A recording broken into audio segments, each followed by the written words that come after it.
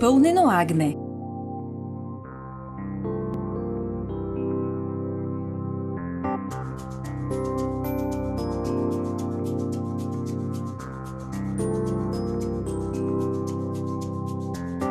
Един от най-специалните ритуали в България, който смесва кулинарията с традицията и се превръща в символ на големите празници, е приготвянето на пълнено агне. Пищното ястие се майстори по специални поводи и заема почетното място на празничната трапеза. Тук в северозападната част на страната, в границите на община Брегово, приготвянето на пълнено агне се превръща в истинско събитие. Малкото селце Делейна, потънало в романа на петте си чешми, сякаш закипява в страстите около подготовката на вкусното ястие. В нея се включват и мъжете, и жените, понесени от прилив на емоции и добро настроение. Всяка къща ревниво пази свои стари и изпитани рецепти, предавани от поколение на поколение, криещи тънкостите в приготвянето на пълненото агне.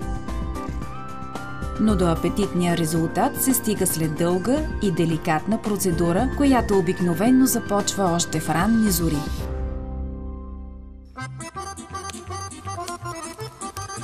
Особено важен момент е опалването на пещта, което отнема минимум 3 часа.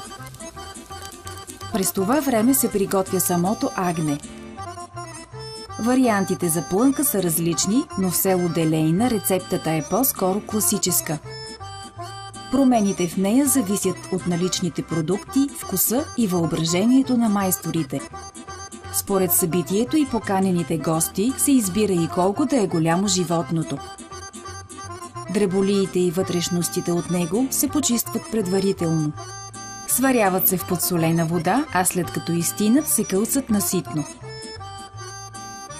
Тайната на тази вкусна рецепта се крие в лука. Той се нарязва на ленти и се запържва до златисто. Към него се добавят дреболиите, а след тях и ориза.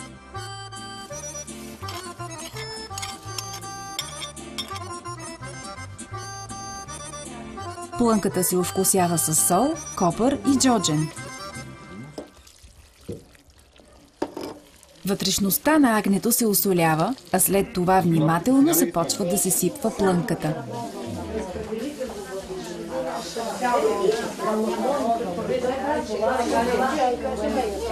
Накрая се зашива внимателно с игла и конец, така че при печене да не се изсипе пълнежа. Процедурата по приготвянето завършва, след като агнето се обтрие добре от всички страни с сол и масло. Време е тавата да се пъхне в пещта, нажежена до бяло.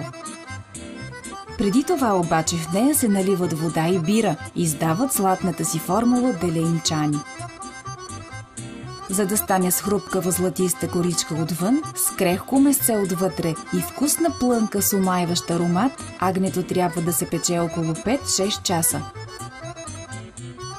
А след това остава само да си оближете пръстите.